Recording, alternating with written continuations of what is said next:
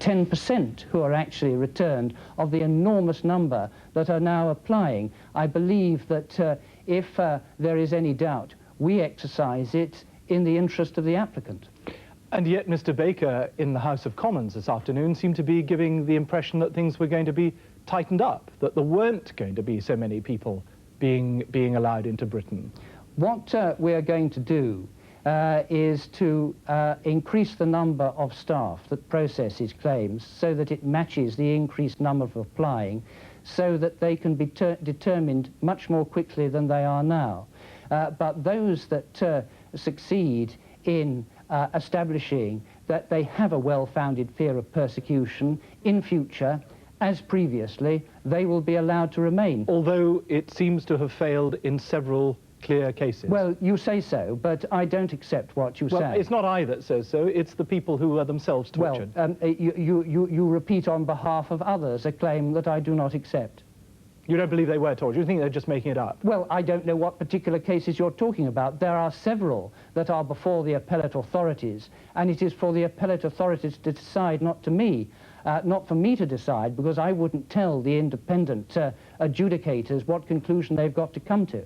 How many of the people that apply for asylum in this country, or to stay in this country, are bogus? Of those cases that we have determined over the past year or so, only about 25% have established a claim under the UN Convention. Only 25% are genuine, you're saying? Only 25% have a well-founded fear of persecution.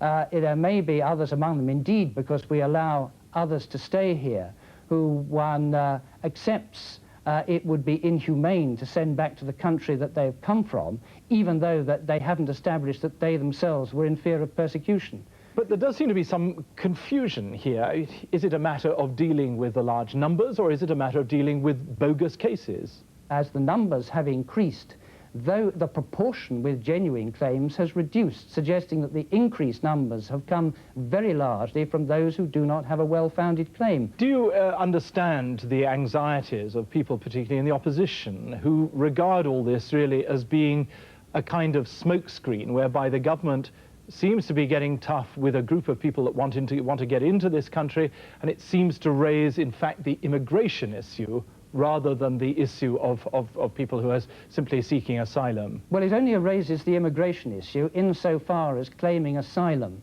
is a way of getting round the immigration rules. And a brief look at some of today's other news stories. The American actress Lee Remick has died at the age of 55. The cost of posting a first-class letter is to rise by twopence to 24p in September. The BBC has announced that John Burt, at present Deputy Director General, will become Director General in 1993.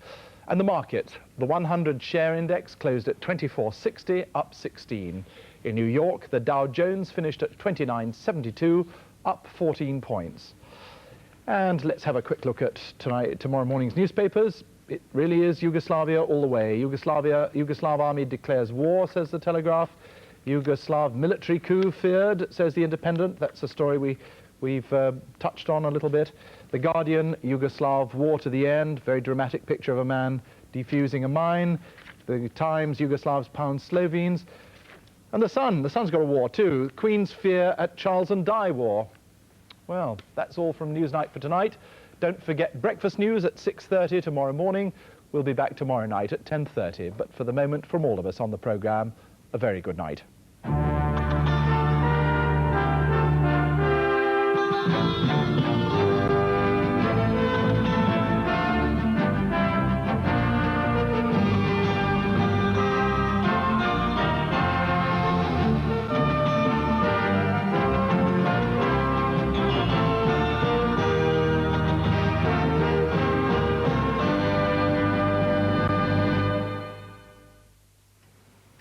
I'm gay,